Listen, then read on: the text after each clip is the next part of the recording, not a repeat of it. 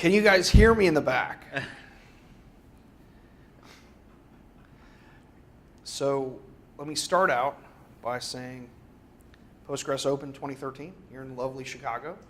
There's not snow on the ground and it's not 90 degrees, so batting pretty well so far. If you haven't checked out the House of Blues, it's literally next door. It's a neat venue. So, database normalization. It's a really huge topic that's very simple. It's very easy to do it well, and it's even easier to do it badly. So what I hope to do in the next three-ish hours is do some hands-on stuff where we're going to demystify normalization, because it's really not hard. It's simply, well, there are some rules, but if you choose to normalize data. Hi, are you joining us? We just got here, so come on in. So, no, I'm going to do the Macarena in a minute. Not really.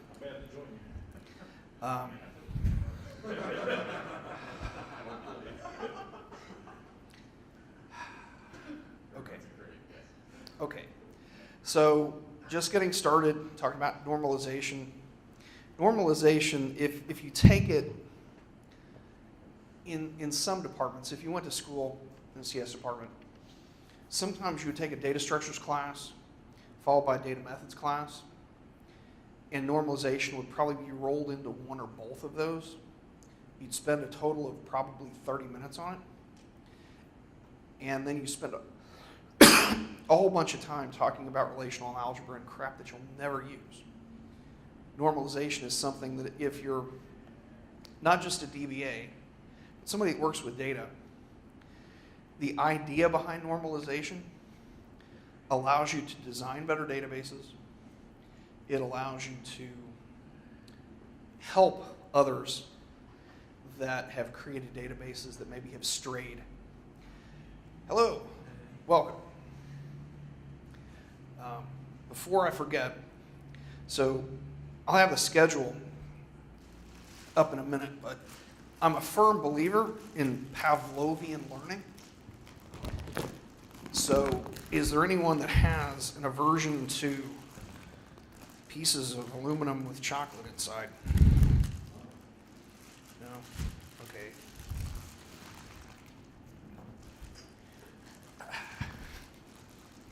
It's a Monday. Hey. Okay. So here you go. And consider this a blatant bribe. Consider this the only bribe that you'll be getting. So wait, and this guy needs like some huge Credos. You get 3. Thanks. Okay, so we're going to learn some mnemonics. We're going to learn a little bit of history, just enough to kind of wrap our heads around what a database is, what it does, what it should be, what it shouldn't be, and how it's used. First part, I'm going to do a little bit of database history, nothing boring, just to contextualize where we are now, 50, 60 years on from the first databases. Then we're going to do a walkthrough where I have a topic that should be fun. We will walk through a real world scenario of brainstorming, getting some data points, and then we're going to put them into third normal form. Then, since this is neat that we have 2 sides, the third part, we're going to break into 2 teams, and you guys get to compete in designing a common but small database. So let me start by saying there is no correct voodoo, there's no black art of mystical database design. As long as you use logic and your logic processes are consistent throughout your design, you can design the same database 50 different ways. As long as your logic is internally and externally consistent to your model, you're fine. I will show my stripes. I'll say something that, well, having used to work for a company that rhymes with Oracle, there's a very definite oil and water thing between data folks and programmers. And so that still exists, and there's some tools that we'll probably touch on that have kind of tried to synthesize that. From my own experience, having designed systems, it is my opinion that if you design a system from the data perspective, if you create an ERD that represents the data you need, if you don't know what an ERD is, we'll get to it, it's okay. You can take that data model and implement it in anything. COBOL, Python, Java, .NET, doesn't matter. If your data structure is dead on, you should be able to take accepting business rules and logic constraints that are outside the model. You should be able to lift that up, and regardless of the database system, build the application. From my perspective, the heart of any application is the data model. Because if you screw the data model up, it doesn't matter how fast, how performant, how scalable it is. If you screw the data model up, it's not going to work. So you could say that we're going to be talking about a data-centric model. Okay, I'm a doctoral candidate. I'm a CTO for a data mining startup. You guys don't care about that. I've been writing open source software since the 80s. I'm 847 years old. Okay, that's what I just said, 3 things. If we need to take a little caffeine break, potty break, something, we'll take a couple of breaks just whenever they naturally occur. If you guys want to just lump and keep on going, we'll do that too. Part of this, and there is paper in front of you, it is absolutely pivotal that you don't just take notes, especially with a small group. If you really want to see how normalization works at the end of 3 hours, you can call yourself a junior guru if you actually apply the things that we're going to be talking about. Because in the second part, we're actually going to, as a group, brainstorm data points around a particular scenario, model a small but real-world scenario, see how it gets from first to second to third normal form. Then we're going to take a different scenario. You guys will work on it independently. Then you'll present your findings. So, candy, bribes, yes. Okay. Some generic questions. Not that there's really a specific answer to any of these. Earlier, we touched on things, not to define people by job role, but a lot of times if you're already a DBA, if you're a senior programmer, hopefully you've already got your handle on data normalization. So you've got someone who's a business analyst and someone who just switched to a database team. If I could ask you gentlemen, are you programmers or are you some other part of the IT flock? DBA. Okay, so you know this is novice oriented, so don't hammer me too bad. Oh. Awesome. All in one for DBA. Well, groovy. We're nice guys. You can always learn something. Absolutely. But it's, this is, because for years I complained, I opened my big mouth at Postgres 2007, and I said, all that we have are technical track things, you know, like performance tuning and, you know, how to write C modules to extend dirty read log, you know. And so I said, why don't we have a novice track? So here we are. Okay, what's a database? Somebody want to take a stab? Let's go with a collection of objects that's holding your data. Okay. Kind of a nebulous thing, but collection of objects. Collection of objects, I like that. Like on a file? Sure. So why do we need to organize data?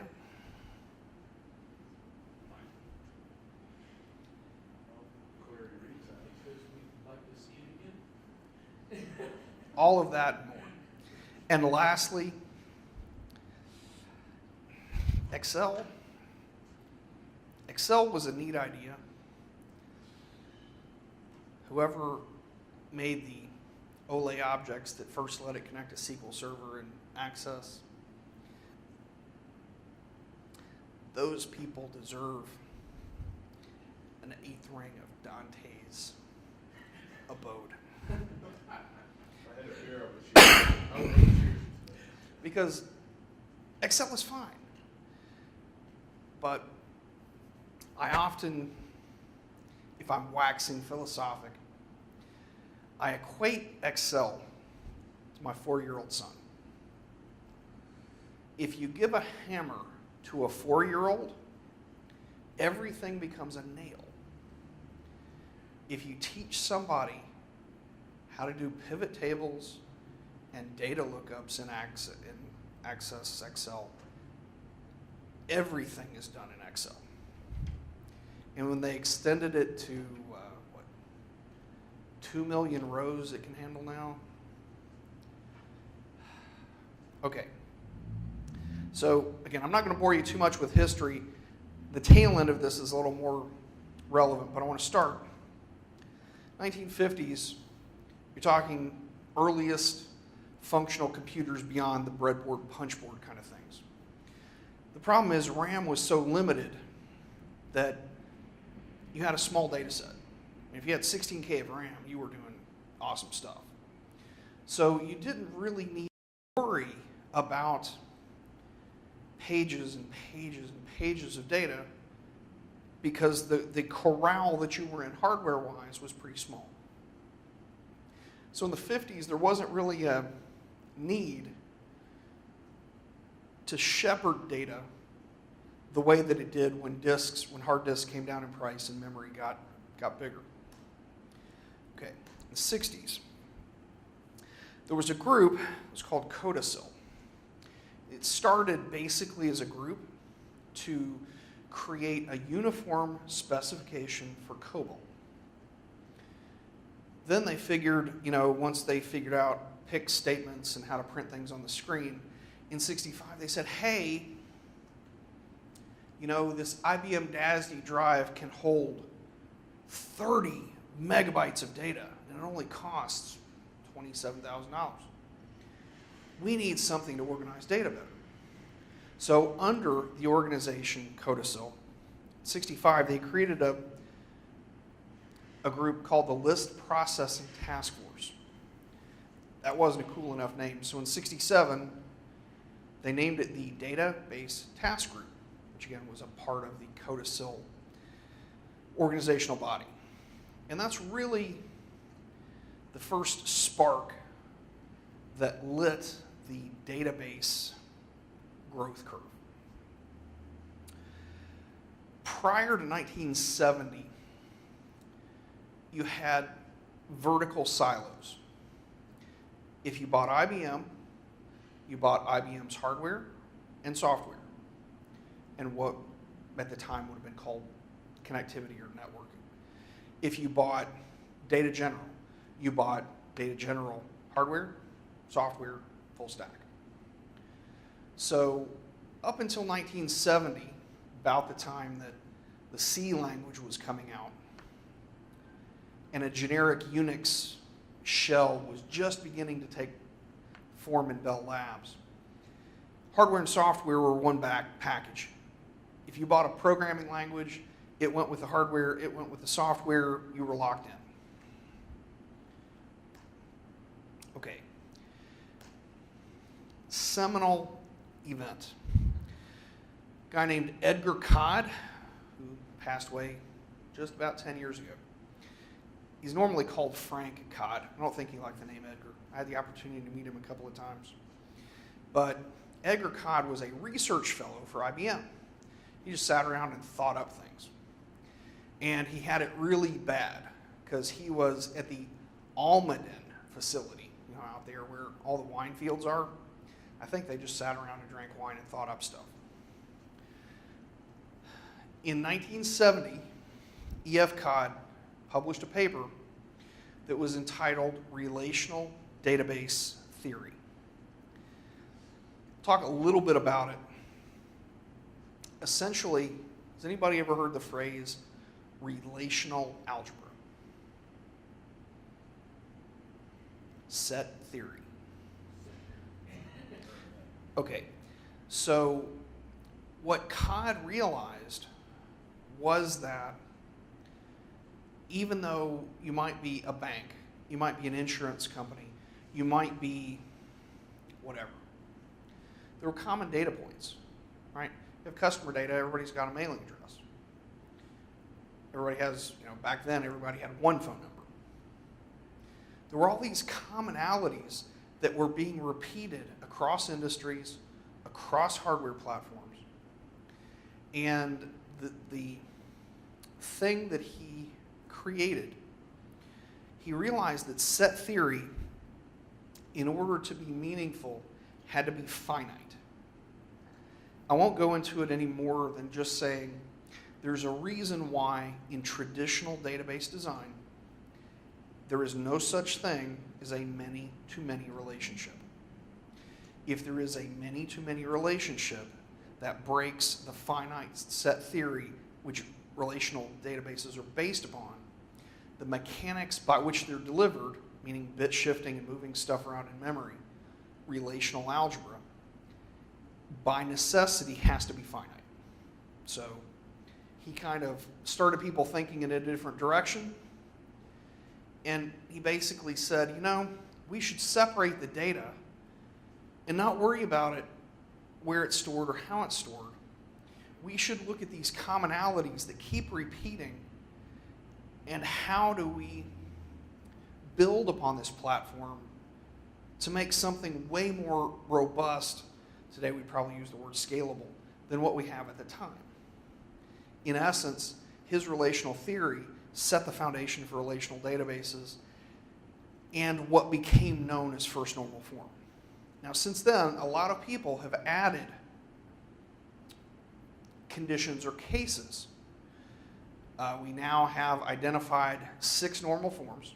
5 and 6 are very much academic exercises. 4th normal form, it's a toss-up whether it's normal or not, in the sense that is it truly needed? We're not going to talk about 4th normal form, but by the time we get through this, you'll have a great understanding, and if you want to look at 4th normal form and if it pertains to the data that you use, you'll very easily be able to move to 4th normal form.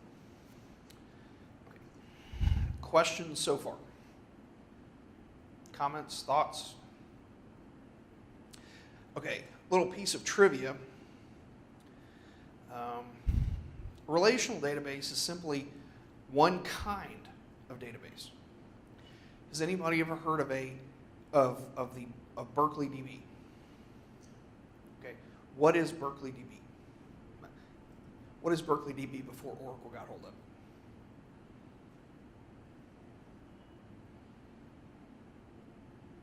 Berkeley is where Postgres was founded. SUC Berkeley. But that's Michael Stoneberg. We'll talk about that a little later. It's called a key value or key value pair database, just like a hash. Meaning if you have a key, that identifies the data. So you could have a little bitty key that identifies a big piece of data. That's one type of database. For instance, DNS. DNS, something that's used all the time. It's basically a key value pair database. MX records for email, key value pair database. There's another type of database called a hierarchical database. And hierarchical databases are very, very, very specialized. They are incredibly efficient at finding things and terrible at adding data to. The most used type of database in the world is a hierarchical database. And I'll give you an example of how it works. If I said pick a number between 1 and 1,000 as a logic exercise, what would you respond?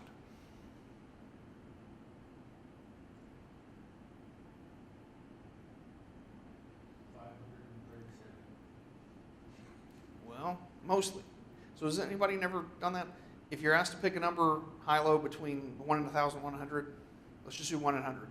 What number is the optimal number to guess? 50.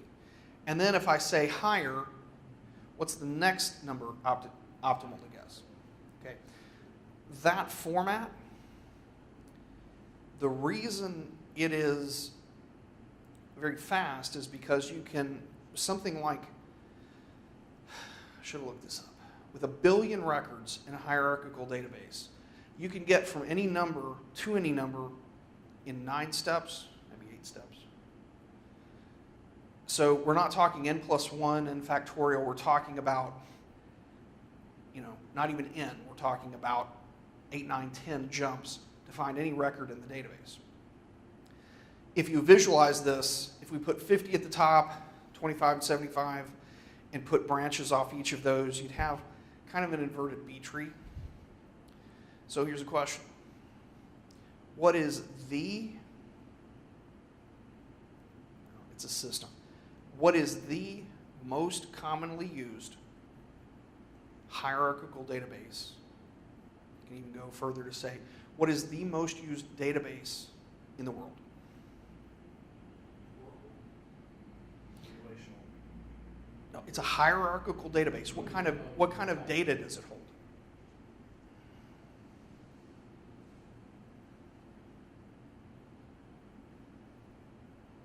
Okay. How many people have a phone right now? Okay. How do you think that you can dial Dar es Salaam in Tanzania and have it ring somewhere 12,000 miles away in like 10 seconds? Because the way that phone systems work is based on hierarchical databases. Meaning phone numbers are numbers. You can't insert new nodes very easily. Very, very difficult to insert new data.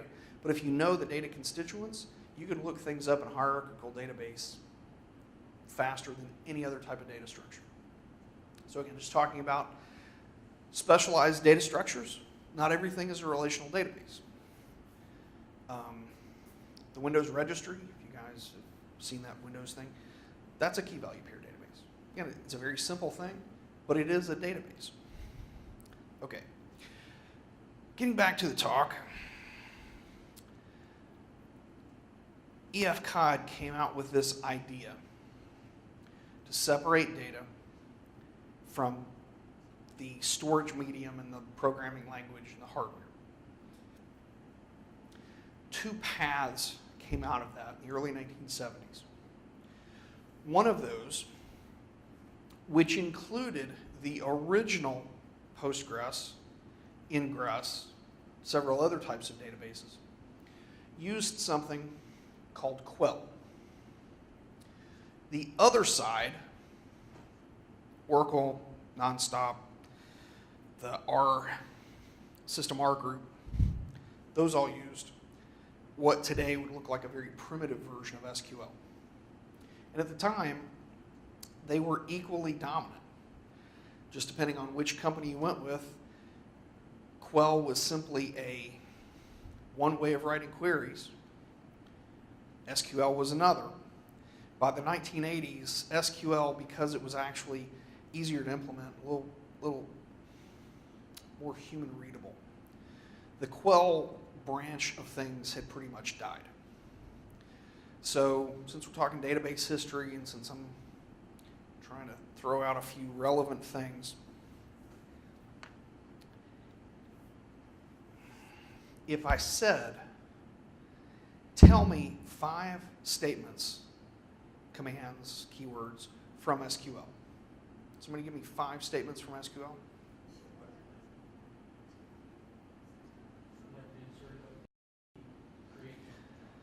Yeah, no. Sort of, but no.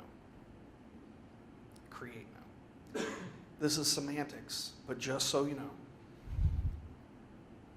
Has anybody ever seen an init script for a database? I'll give you a hint, S. What does S stand for in SQL? What does a Q stand for? Query. So do you think create table is a query language? No. If you wanted to be snooty DBA, there are actually 2 different things. DDL, data definition language, is create table, create procedure, create view, schema, all the creates, all the modify table, anything that deals with the skeleton, the schema, is technically called DDL. The queries, SQL. Everybody lumps it together and calls it SQL. It's fine. Okay, in the 80s, the main thing in the 80s, people actually started to get PCs that could do something besides play Pong. And so for home users, small business owners, they could actually go out and for a couple $100, they could buy DBase, they could buy Paradox, they could buy a real SQL database. Now, it might take 14 days to alphabetize 1,000 records, but it was a real database, and you could go to a command prompt and type, ad hoc queries. So the fact that computers got fast enough to start churning data in the megabytes, and they had storage capacities in the tens of megabytes, you exceeded simple lists and things. So the thing that mushroomed the number of people that knew SQL was personal computers running DBase, Paradox, FoxPro, all those Mickey Mouse things that today we'd be like, really? But they had join, they had Cartesian. Here's a question, but a trivia. Does anybody know what the phrase Cartesian product is? Okay. You know that if you do a 16-way join, it's probably going to be slow. If you take one data set and another data set and mesh them like a union, the output of that, because it is a combination of 2 things that becomes a giant thing, is called a Cartesian product. As a general rule, you want to avoid Cartesian products because those are slow. Is that native to just Postgres, or is that what's... This is just generic database stuff. Cartesian product goes back to set theory. If you take one set and put it into a matrix where it's like many things, it can grow logarithmically, well, depending on how you combine them. Cartesian product is union is the easiest example. Okay, 90s. Okay.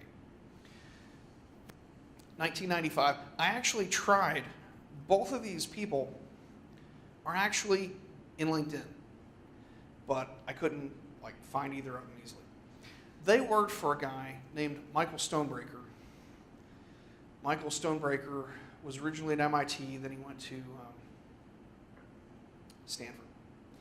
And he made a database, released it, it went public, he made a lot of money. He made another database, he commercialized that, made a lot of money. And he doesn't even talk about Postgres anymore. It's kind of sad. But anyway, 2 of his graduate students, Andrew Yu and Jolly Chen, and I will admit I was a little surprised because when you think databases, you think people that never see the light of day, they live in caves and order pizza and whatever. Jolly Chen is actually a lady. She was a female graduate student. Andrew, they took the quell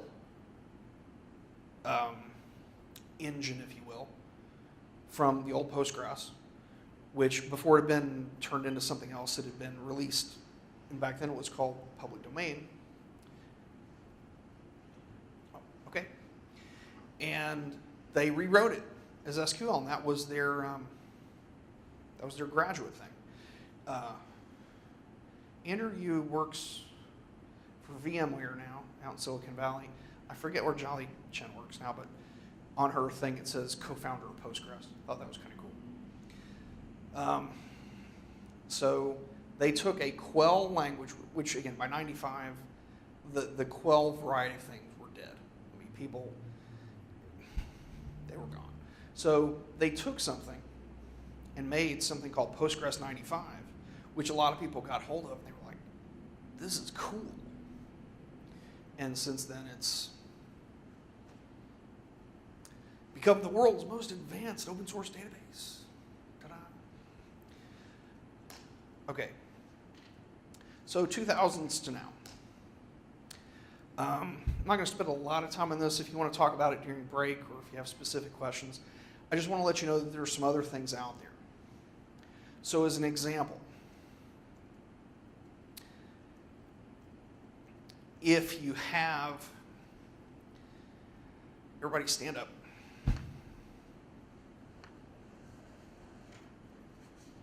Okay, now, I'm going to stand right here. This is a column. You stand next to me. You're a column. You're a column. You're a column. Come on up. Come on up. Okay? So we're a table that has 4 columns. What you want is this gentleman's data. Okay? So if you think of the tables as columns, and if you think of a disk as spinning, I want you to show me movement-wise what a disk has to do to pick up 3 of his column contents. Well, it's assuming how you actually go about it. There's only one way to do it. It's all relational algebra. Come on. All right, so it's going to try. So you want 3 of his records. There's 3 rows. So it's You're the disk head. Oh, it's going to have to go to one row, pick up, back off, go to another row. Oh, it's going to go down the entire row first. Yeah. Okay, down the row. Okay. Now you get his one piece of data, but you have to read her column and her column, and he's like a 64,000 var chart. So he's like 18 miles long. And then to pick up another piece of data, you've got to. You got to come back. You got to go all the way down the next row. Right. Especially if the row is over 8K in Postgres. So you got to go all the way down the next row, and you got to come back and pull another read all the way down the next row. Right. Now, of course, disks have cache, but you understand that if we had, and I've seen tables with 150 rows or columns, and 50 of those are var chart 2s. The disk has to pass each one of these. Okay? Now, I'm going to walk over here. Spread yourselves out a little bit. Now, we're going to represent MonadDB, which is a columnar database. Okay? That means that there's no, essentially every column is its own table. Okay? Which is terrible if you're trying to put 16 things together, but if you're trying to be really fast, easily an order of magnitude faster than a traditional database. So if you had to read 3 things from him, but you're only having to move this far, show us, if you were MonadDB, how you would read 3 data points from him. Well, assuming the data is organized this way, yeah. You're going straight. Right. So, if you think of databases, columnar databases, they're not good for everything. But if you have a bunch of small things that you're pulling together, they can easily be an order of magnitude or 2 faster than a traditional database. Okay? So hierarchical databases, great for looking up numbers, right? Berkeley DB or key value pair, great for little things that you need to store in weird orders. Traditional databases, wide tables. Okay. Columnar databases, specialized, but lightning fast. Okay. I'm only going to gloss over object databases. Object databases were going to be the next big thing with like airplanes and going to the moon. And there are some things where object databases are good. I'll just say they're highly specialized and they're not going to take over relational databases anytime soon. NoSQL.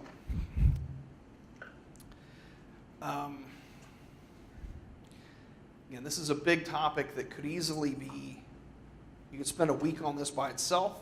There is some cool guys put together a NoSQL conduit for Postgres. NoSQL things like Hadoop, Mongo, Cassandra, all those things are great if you have petabytes of data. But if you're doing traditional transactions, they're horrible. My expression, you know. So. If the difference between column or name value pair, what's the storage mechanism then for a NoSQL? Is it different because of the storage, or is it different because of the language?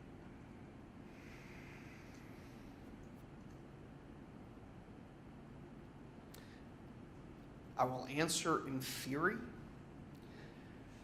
that the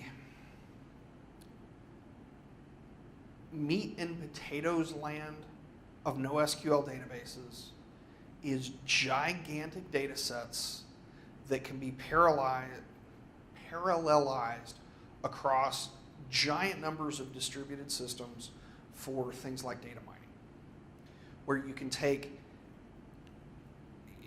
you might call it, depending on which database you're with, you could call it a shard, a partition, a piece of the database, and look up something discrete from everything else and bring all those aggregated things together to get the result. NoSQL stands out when you have data sets that there's no way you could keep them in memory. We're talking gigantic data sets. So again, I don't want to spend a lot of time. I just want you to know that when you say relational database, okay, sure, Oracle, DB2, SQL Server, Postgres, MySQL, when you say database, that's what you think of. There are lots of other types of databases. Sometimes they make sense, sometimes they don't. Again, just wanted to give a brief overview. You know, if you're doing something and you're spot picking small things and you need something to be lightning fast, it might be the case that a columnar database like MongoDB would solve your problem.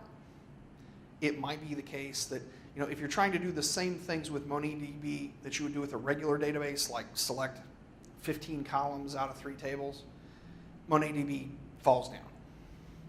So, okay. This is something that everybody should know. Does anybody know? Oh, yeah. Darn it, I put the title up there. Has anyone not seen one of these before? Anybody know what this is? It is one type of data model, yes. It's called an ERD, Entity Relationship Diagram. The first variant of these, a guy named Peter Chen, 1976, created something that was called a Chen diagram. And it was more like a flow chart than a structural model. And Chen diagrams are still used. There's a bunch of different notations and styles of the way that you represent data. This is pretty much a generic thing. So let's look at it. At the top, we've got the name of the table. And then you might be able to see it, you might not be able to, but there's a little gold thing there that's a key. It's a primary key. If you don't know what primary keys are, that's okay, we'll get to them. The other things are data constituents. And then at the bottom, in most types of notation, you would put foreign keys. Foreign keys are not mysterious. They're really not. Somebody want to tell me what a foreign key is? It's a key from Canada.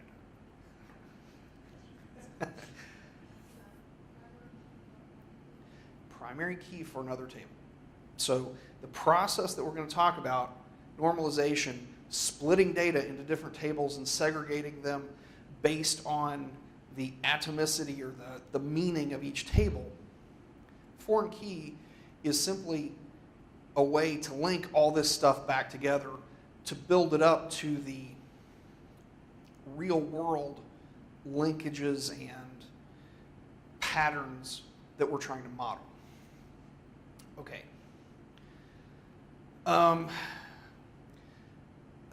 This is a fairly generic ERD. The lines between them are, the most common term for them, it's called crow's foot notation. So can everybody see the little things? If you can't, come on up, because this is a fundamental thing. It's not hard, but you need to know it. So here's a question. ERD. What's the E? What are the entities? The tables are the entities. What are the relations? The lines. So the lines and the tables make the data model. Now, obviously, there are things on top of this, stored procedures and schemas and stuff, but at its heart, entities table, relation is its relation to other things. A dashed line, what does a dashed line mean?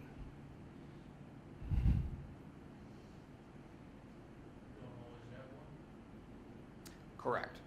So, for example,